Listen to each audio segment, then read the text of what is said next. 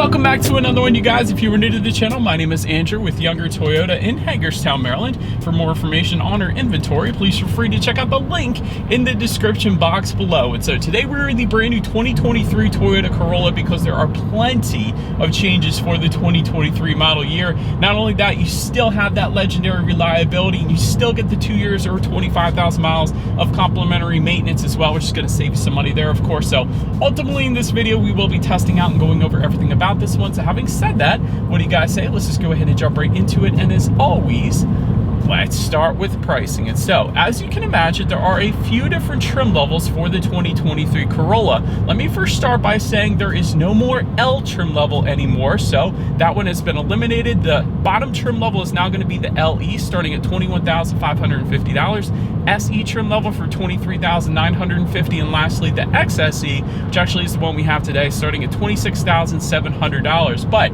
then when it comes to the power plant, again, there's no more two engine configurations. That 1.8 liter naturally aspirated four-cylinder is officially gone for 2023. You now have the SE engine from the previous year coming standard on all trim levels, including that LE trim level. So that is a 2-liter naturally aspirated inline four-cylinder. Again, all trim levels are going to get that. 169 horsepower at 6,600 RPM, 151 pound-feet of torque coming in at 4,400 RPM. Power sent to the front wheels through a CVT. 0 to 60 time coming in at approximately 7.8 seconds, which is approximately a full 2 seconds quicker in terms of the LE trim level from the previous model year. So that's pretty impressive. But not only that, you actually get better MPGs as well, giving you 32 in the city, 41 on the highway for that LE trim level, at least 31 in the city, 40 on the highway, so just a mile per gallon less for the SE and XSE trim levels, taking regular unleaded fuel. But said that before we do any kind of fun acceleration or paddle shifter test here in the Corolla, I do want to mention to you guys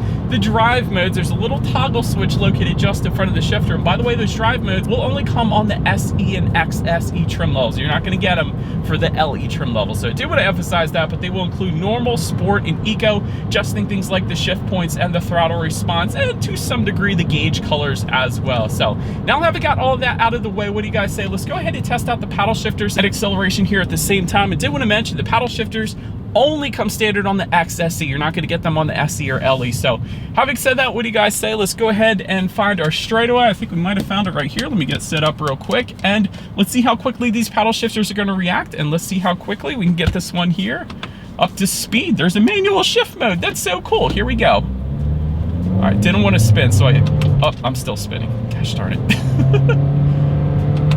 Having said that, paddle shifters are nice. They're actually very, very quick. Keep in mind, this is a CVT, so it's technically not shifting, it's simulated shifting. But having said that, it's good simulated shifting. It feels like an automatic when you're shifting through the paddle shifters there, and it feels like a dang good one as well, like dual clutch reaction times. These things are insanely quick. I really like the paddle shifters, and to be fair, I couldn't really give it that full acceleration test because it is raining so much today and the roads are so wet. I think I reviewed the Corolla last year when it was raining as well. So acceleration should be plenty fine. You shouldn't have any issues there. But again, the paddle shifters were dang impressive.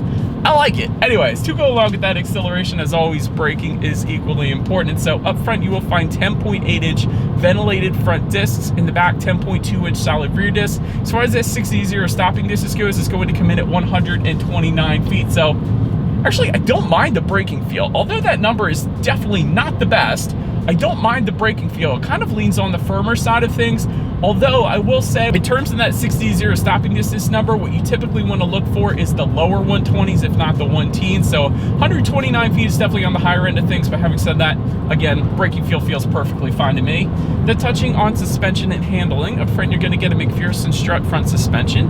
In the back, independent multi-link rear suspension. As far as ride quality goes, it's been perfectly fine on my short little test drive here today. So I've actually had no issues there. As far as cabin noise goes, I'm going 54 miles per hour. There is a little bit of road noise. I will say that that's to be expected in compact cars like the Corolla or the Civic or the Elantra. So they basically all sound the same when it comes to cabin noise, in my opinion. You do tend to hear a little bit more of the road, you know, comparing it to bigger sedans and things like that. So I will say that's to be expected. As far as steering feel goes, definitely on the looser side of things. So wouldn't have minded a bit more feedback when it comes to that steering feel. Maybe Toyota, if you're watching this, maybe in the future, I don't know. But touching on visibility, it's Excellent. Definitely one of the better visibilities in its class. Because of its shape, you can see 100% perfectly fine out the back. So visibility is 100% not going to be a problem in the Corolla. It is very, very good. But anyways, that pretty much rounds out the performance segment of this review, guys. Let's still go ahead and take a look at the exterior of our brand new 2023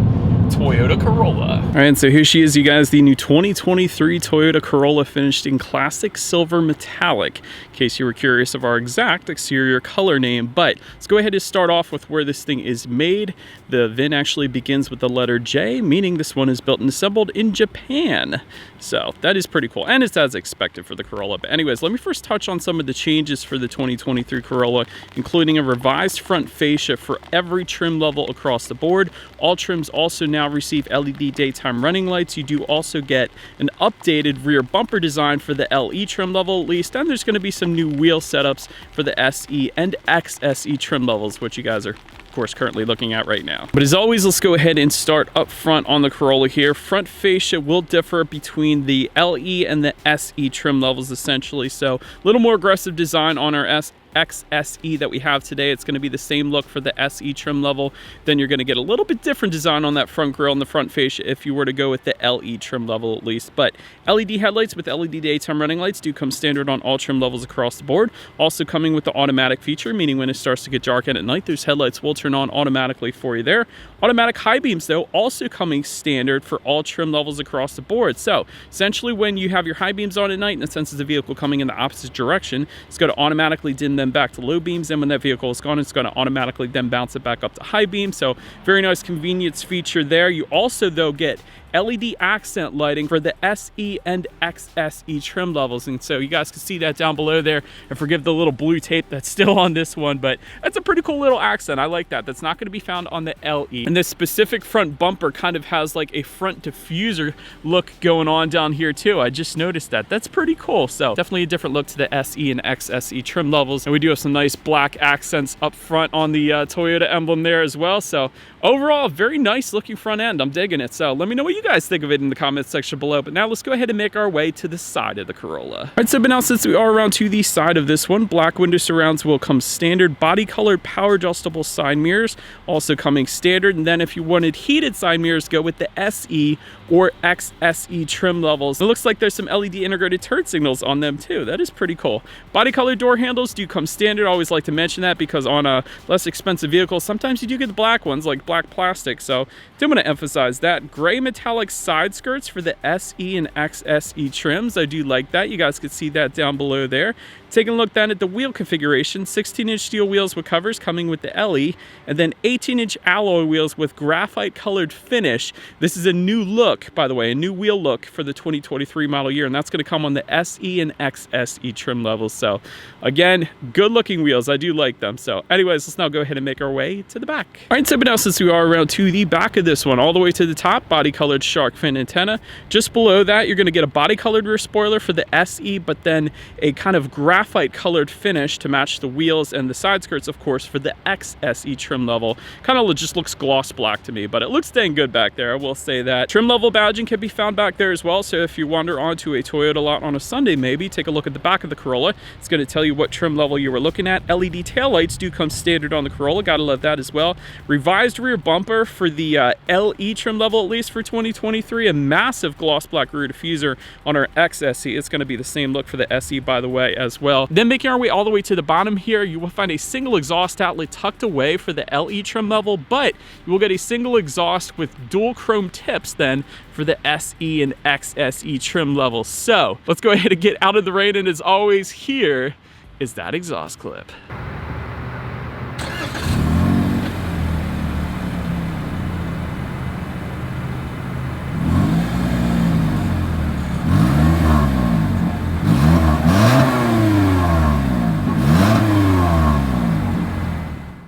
right, so but now since we are around to the back of the Corolla, when it comes to opening that rear trunk, there's a few different ways to go ahead and do that. There is a button on the key fob. There is actually a button on the kind of the floor of the driver's position here as well. And there's a button on the trunk itself if you were to go with the SE or XSE trim levels. Believe it or not, the LE doesn't have that button on the trunk itself. But nonetheless, once opened up, cargo capacity comes in at 13.1 cubic feet.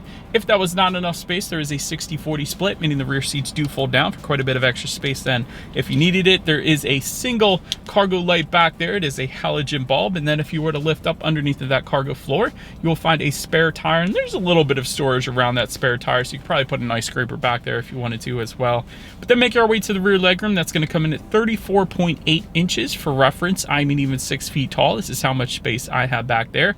There is a rear center armrest with cup holders, which is newly standard for 2023. So big fan of that, I guess, because the LE got it last year, but the L did not. Since the L is no longer a trim level for this year, it's obviously newly standard. So yeah, dual rear USB charging ports. Also though, newly standard for 2023. The LE actually didn't get that last year, but it does for 2023. So if your kids wanted to stay charged up, they can do that on the LE trim level for 2023. There's a little bit of storage back there, no rear ventilation though. But then making our way up to the front seats, manually adjustable cloth seating coming with the LE trim level. You're going to get a sport fabric for the SE and then a Softex upholstery then for the XSE trim levels. Also heated front seats coming with the XSE trim as well. 8-way power driver seat then with power lumbar, also coming with the XSE. And I like the little red contrast stitching that we have on our XSE trim level with us here today as well. So overall, actually, I like the side bolsters of the seats. Seats are really darn comfortable, surprisingly, in this Corolla that we have here today. So I don't think I've ever had an issue with seat comfort with the Corolla. So they're definitely pretty nice. But then take a look at the steering wheel. It is tilt and telescoping. It is leather wrapped for the XSE trim level. Otherwise, it's going to be wrapped in urethane. So nothing wrong with the steering wheel there. Then make our way to the startup. Let me start by showing you guys the key here. You do have your traditional turnkey start for the LE, but the SE and XSE trims are going to get keyless entry with the push button start. That is optional though on the LE. You can get it there, so you just have to spring out a little more money. But all I am going to do here is simply put my foot on the brake and press that engine start button located just by the driver's right knee there. And so once started up, this is pretty darn cool. Analog gauges are going to come standard on the LE and SE trim levels, but that XSE trim that we have today, that's going to give you a 7-inch full digital gauge cluster. And as I mentioned earlier, when you change the drive modes, it's going to kind of adjust the colors up there. So if you put it in eco, it's going to give you some green hues. If you put it in normal, it's kind of like a bluish violet. And then if you put it in sport, it's going to give you some red hues. So I do like that. That is pretty cool. I love digital gauges. They just look so much better. But also have your outside temperature. There's a digital speedometer within the tachometer. There's how many miles you have left until you hit empty, trip A, trip B, just the normal stuff. And of course you can adjust everything on that digital speedometer by using the steering wheel mounted controls found on the left side of the steering wheel then as well. But now let's go ahead and make our way to overall interior quality, starting with the power moonroof that comes standard on the XSE trim levels. It's going to be optional though on the other trims if you wanted it. HomeLink controls with a frameless mirror, that goes for $175. We don't have that option today. Automatic climate control coming standard for all trim levels. There is a wireless phone charger that's optional for the XSE trim. We don't have that. Ambient lighting is also going to be optional on the XSE trim level, another option we don't have. But overall, as far as interior quality goes, I do like the gloss black trim found on kind of these door handles, not the door handles, but kind of this door accenting. And the reason I emphasize that is I don't remember that in the LE trim level from last year. Also, the door handles themselves are now finished in a silver plastic as opposed to the matte black plastic that I remember on the LE. And it's probably still that way, but the LE trim is going to give you the matte black plastic door handles. Just in front of the shifter, you're going to have a little bit of storage there. There's also your heated seat buttons, which I've been using because it's pretty cold out today. Gloss black accents surrounding the shifter. There's a leather shift boot. I like that. Dual cup holders behind the shifter, electromechanical parking brake. Within the center armrest, you actually have a 12-volt power outlet, phone charging port, and just a little bit of storage. Not a whole lot going on there, but did want to also mention to connect to the infotainment screen for Android Auto, Apple CarPlay, there is actually a phone connection port kind of just to the right of the right heated seat button. And that's not your traditional bigger USB charging port. It's like a phone charging port. So that's interesting because they had the USBs last year. But anyways, that kind of leads us into the infotainment screen here. here. So 8-inch color touchscreen display is going to come standard across the board. Bluetooth and audio streaming, Android Auto, Apple CarPlay. Again, I told you guys where to plug that in there. You can check out your driving statistics up there if you wanted to. It's your radio information as well. By the way, this is the new system that is being used in the Corolla now, as opposed to the different system that was used last year. You can check out your radio information up there. And so when it comes to the sound system, 6 speakers is actually going to come standard on all trim levels across the board, but there is an optional 9-speaker JBL sound system that goes for $675 that gives you an amp and a subwoofer, and a wireless phone charger also comes with that little package as well. So we don't have that. We actually have the 6-speaker sound system with us here today. So what do you guys say? Let's go ahead and turn on the radio, see what we got playing today, and let's test out the clarity of this one.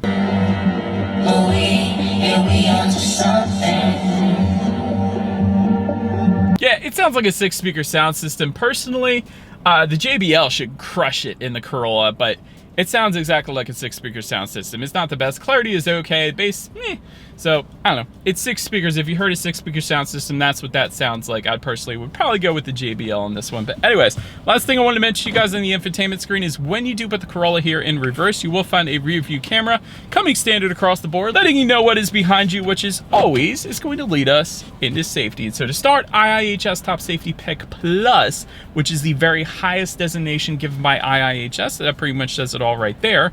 Front side curtain airbags do come standard, but the Corolla does a very amazing job with airbags. Driver's knee airbag, rear passenger seat cushion airbag, that's a rare one, and rear seat mounted side impact airbags. It's traditionally like an $800 option with BMW and Mercedes.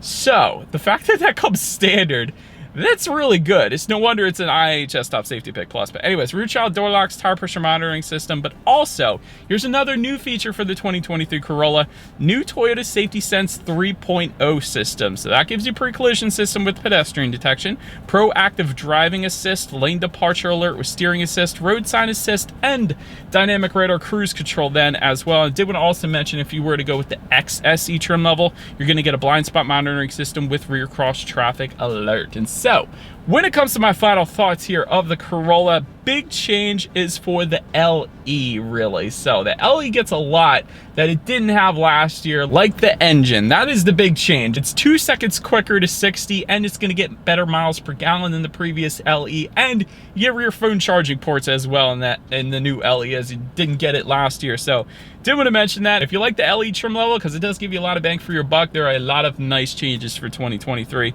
Great standard safety as well. You got excellent reliability. For anybody wondering, I'm just going to emphasize this again. This isn't a new engine for Toyota. This has been around for a few years now because it was previously on the SE and XSE trim levels. It's just that now it's also on the LE. So the reliability, it's still there. It's not a new engine. So great fuel economy as well. And so, but that is about it for this one, you guys. Thank you so much for watching. Feel free to follow Younger Toyota at social media at the bottom of the screen. Be sure to hit the subscribe and the bell notification button if you're into new car reviews and everything else that goes on at the dealership. We do appreciate you guys watching more than you know. We will see you guys all in the next video. Bye.